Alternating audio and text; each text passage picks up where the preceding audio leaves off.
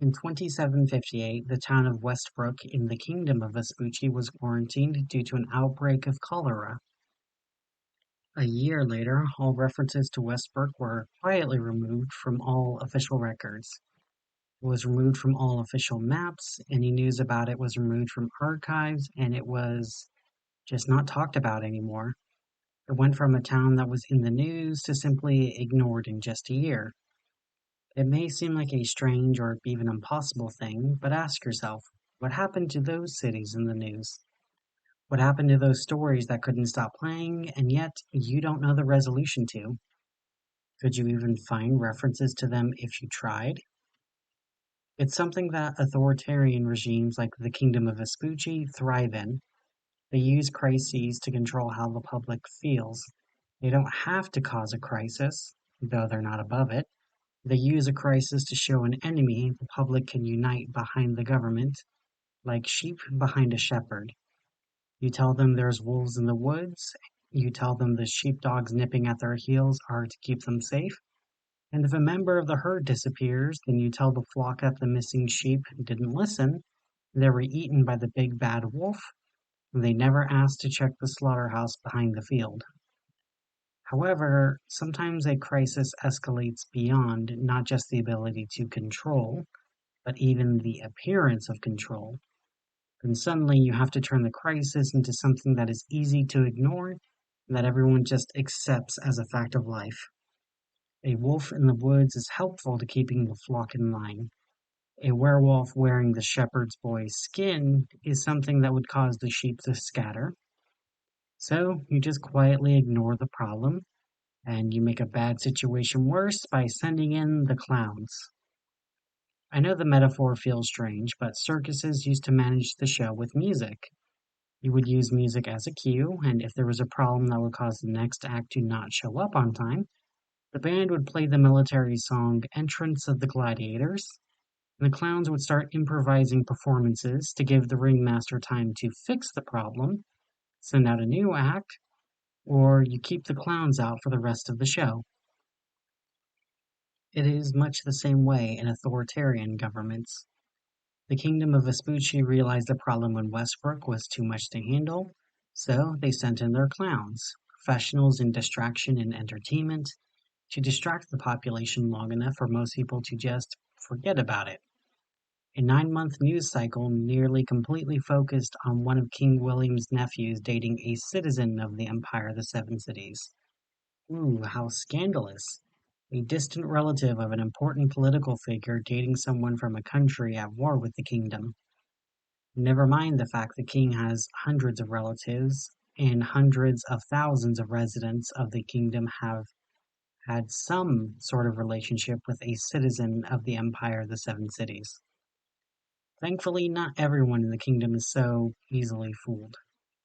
One of my anonymous associates in the Kingdom of Vespucci, a member of the Department of Media Sanitation, was asked to help clean up the remains of the town of Westbrook. By the time they were called in to clean up the city, most of it was overgrown. The town was both burned and flooded. There was little for the DMS to actually do. A few newspapers were pulped, names erased from mailboxes, the burned down library was burned again, computer hard drives were shattered, camera film was exposed to light, and the resulting offending material was burned, and then the ashes were shipped to an undisclosed location.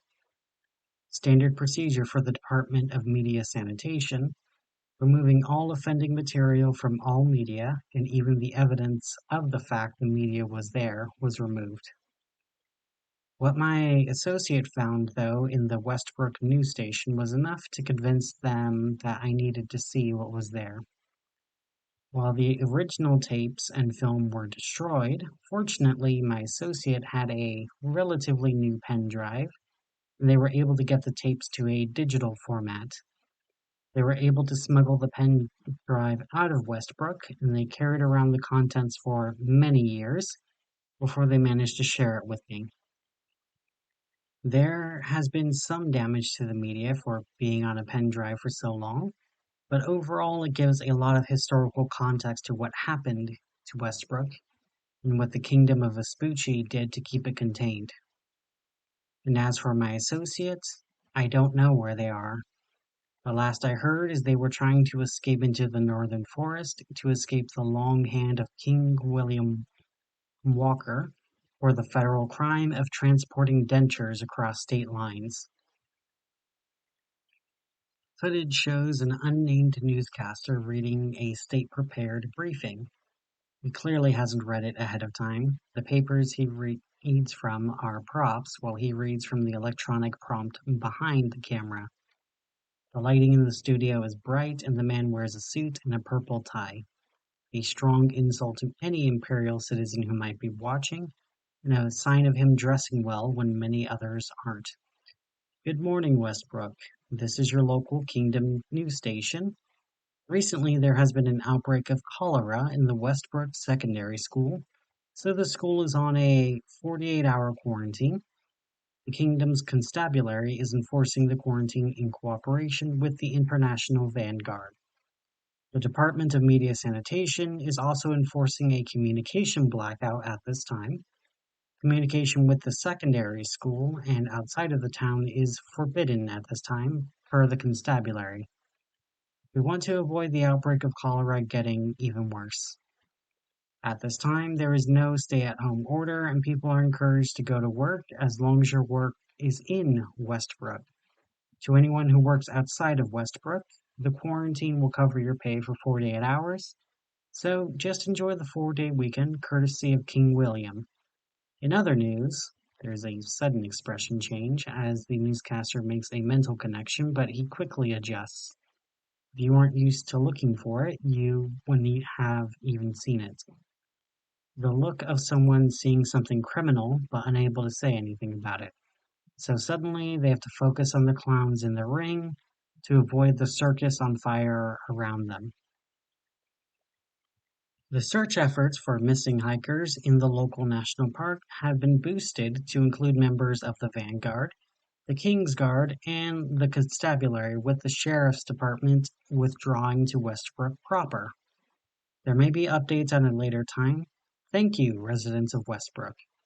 The smile faded with a light, but the recording continued for a few minutes. What the hell is happening at the high school? He asked the camera operator, who responded, I don't know, man, but already half of the station has been evacuated.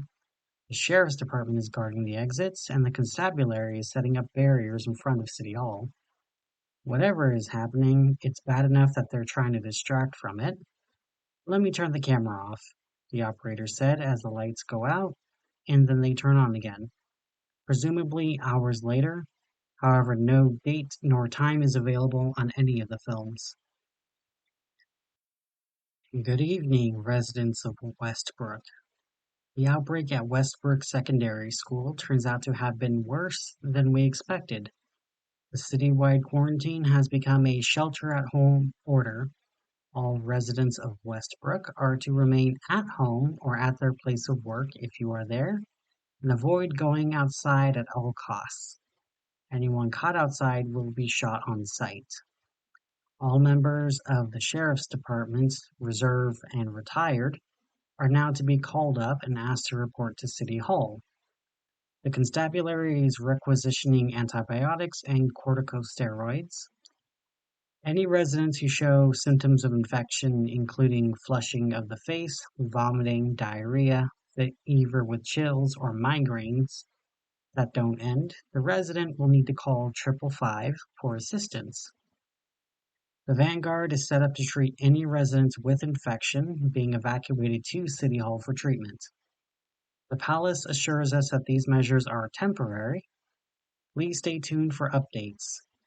The lights dim again, and the newscaster asks his questions to the camera operator.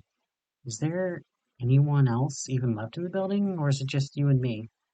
The newscaster asked the camera operator, who responded, We still have intern Clarence on the phone, just waiting patiently for the next bullshit update from Captain Cocklefuck himself. I don't know why we pay Clarence, he can't even intern correctly. We don't pay Clarence. He does this because he's bored. Plus his daddy's the sheriff. You know how pissed he would be if we didn't give him something to do? Yeah, fair, but still, this is all just grade A mushroom food. Who do they think we're fooling? A stay-at-home order? We haven't even seen anyone outside in the streets in hours. The cops outside the station? Playing cards with each other, and they have road barricades like they're expecting a riot. Not to mention, how do they expect you to stay around for another update? You going to be alright, old man? Yeah, I'll be fine. Just turn the camera off, the newscaster said as it blinked off again, before turning on again. This time the lights are all dim, the newscaster's hair is messed up, and he's not wearing his tights nor jacket. The white shirt underneath has sweat visible. He appears worried as the camera operator is trying to talk him down. Look, man, you got this. The people of Westbrook need you. Just read what's on the prompter. That's all you have to do. That's all you have to do. The newscaster looks like he wants to argue before just nodding and agreeing. Okay, let's go. The lights go bright and he gives his best newscaster voice, but cracks are audible in the facade. Residents of Westbrook. It turns out the cholera outbreak at the secondary school wasn't cholera. It was. There's a pause as the newscaster clears his throat and he speaks. Samedi Syndrome. The lost hikers came back as sufferers and they infected Westbrook Secondary School. The school is now overrun. The King's Guard and the Constabulary are in retreat and now using defensive tactics. City Hall is no longer safe. We've not had contact with the Vanguard in over 5 hours, and it is assumed that there is no longer a Vanguard presence in Westbrook. Do not call 555 for Vanguard assistance. There are no more emergency services to provide. He tears up for a moment and he starts to cry. The camera operator speaks to him on air. Please, keep going. The newscaster nods and he continues. Not this time. The constabulary and the sheriff's department are working in conjunction to try and clear the streets. At this time, the King's Guard is isolating the town from the rest of the kingdom. The Department of Media Sanitation is still enforcing a communication blackout outside of the town. The military is not being deployed in town due to war with the Empire of the Seven Cities. To any residents left in their homes, please hang a white sheet outside your window so the sheriff's department knows you're still alive. And for anyone in the downtown area, the tears return to his eyes, but he swallows and he tries again. To anyone left in the downtown area, everywhere within 10 blocks of City Hall has been declared overrun. There is no evacuation for you at this time. Please stay inside and hopefully the streets will be cleared enough for you to be evacuated. At this point, he goes off script and he stares directly at the camera and he begins to speak differently than how he did before.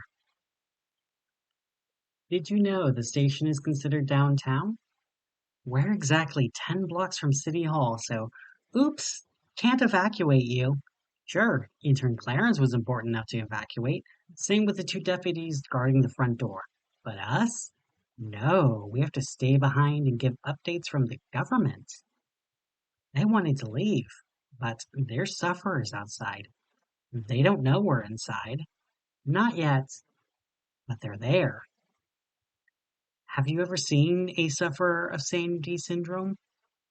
They move jerkily like they're not used to their own bodies. They smell like rot so much that you can smell them, even indoors. Their faces are pale, but you can still see the spider webs on their faces. Their veins are so full of rot and infection that it cannot be contained in their own skin. They drip decay and rot, and they also drop decaying meat from their mouths, both their own and what they ate. They're all together, but they also are all separate, like being in a crowded room but not knowing anyone. I saw people I once knew, but their faces are now like dripping clay. The muscles under their faces are both relaxed without having any use of their face. but rigor mortis also pulls at their muscle and flesh, making their faces tense back so you can see the skull beneath their flesh. Their skin sags at the bottom where the blood pools. It's a lot going on, but it is the epitome of the uncanny valley, and I think this is what we were evolved to recognize as a threat. Their blank eyes and their faces were once human, but they're not anymore. Anyone bitten or otherwise infected isn't human. They're not your friends and neighbors. Not anymore. Do you know what it's like to see someone's face and only see a threat? To look into the face of a little girl no older than 6 years old and feel your heart pound and every nerve in your body scream, run. And then you realize that the little girl you're seeing on the street that you're so scared of is your little girl. The same little girl that just a few days ago you were helping pick out a birthday cake and picked out a teddy bear backpack. And now that same little girl was slouching down the street, her face coated with blood so fresh it was still red, when she's still wearing that same teddy bear backpack you picked out for her. Something in you dies when you see that. Do you know what it is like to see someone you love become a threat? See those dead eyes in that familiar face? To see that face and hope for something in those eyes that is someone you recognize. I recognize nothing. It's like looking into a mannequin's eyes. It had nothing, and I felt like I died. And you know what happened next? He starts laughing like a madman, like someone whose sheer absurdity of the situation was crushing. All he could do was laugh at how absurd it was. I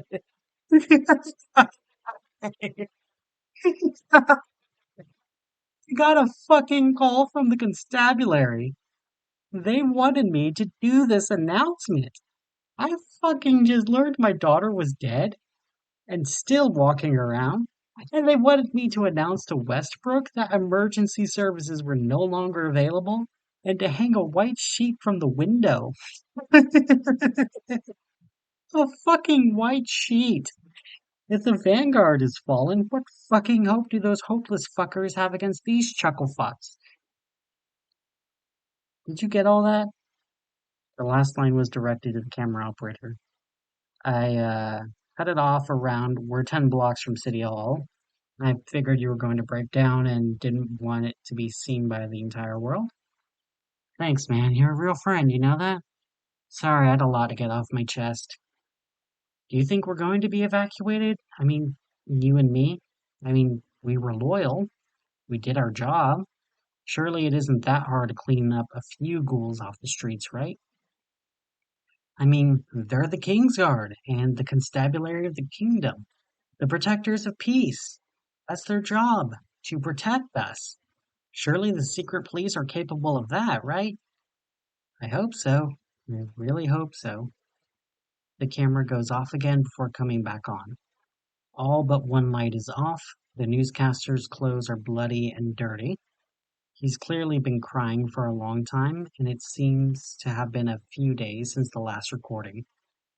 The papers he's reading from are actually written on as he speaks. Are we live? Yeah, we're live. Residents of Westbrook, if there's any left. There's no new updates from the constabulary, the Kingsguard, nor the sheriff's department. Considering the fact I saw the constabulary captain, a Kingsguard paladin, and the sheriff wandering downstairs covered in scabbed over blood and violence, I don't think that I'm getting an update anytime soon. If you're wondering why I'm covered in blood, Clarence came back earlier. He was followed by sufferers, and we let him into the station. We didn't know he was bitten. He hid it from us, and it only took him a few minutes to turn. When he grabbed me, I thought he needed help walking. I was willing to carry him, but then he flashed his teeth and he lunged for me. Luckily, we were able to fend him off with the chairs and lock him in one of the media rooms. It's soundproof, so I can't hear him, but we are waiting for death now, I guess. I didn't get bitten, thank goodness, otherwise I would have turned by now. We've not had power since yesterday, and the generator is about to run out. We made it to the roof and we marked it with paint asking for help. We saw jets flying over, but no helicopters, no blimps, nor anything that can land here. If they're using jets, they're planning on leveling the town. So, my last announcement to the town is to prepare for bombing. If there's any souls left alive in Westbrook, try to head underground and prepare for at least a few weeks. We're heading to the old bomb shelter under the station. Just hide until help finds you, I promise. Help is on the way, the man says with a smile as the final tape cuts out. These tapes were recovered from the bomb shelter underneath the new station. The building above was leveled, and the blood-smeared vault inside was empty of anyone living or dead. Whoever took these two unnamed individuals did so before they could seal themselves inside. In all of Westbrook, there were no survivors and no sufferers were found. That isn't unexpected, though. Sufferers only function for a couple of weeks in most environments. Usually, a bad reaction to an outbreak was worse than the infection itself. Though, in the modern age, infection can spread across continents in hours rather than months or even years. So, any outbreak of Samedi Syndrome should be dealt with promptly, though responding to it with panic and violence will make it much worse, even if the panic is coming from the government. This story is not the first story about Samedi Syndrome, and it certainly won't be the last. Something I want everyone to remember is Samedi Syndrome is treatable before you turn, but you have to take the antibiotics quickly. You only have a few minutes.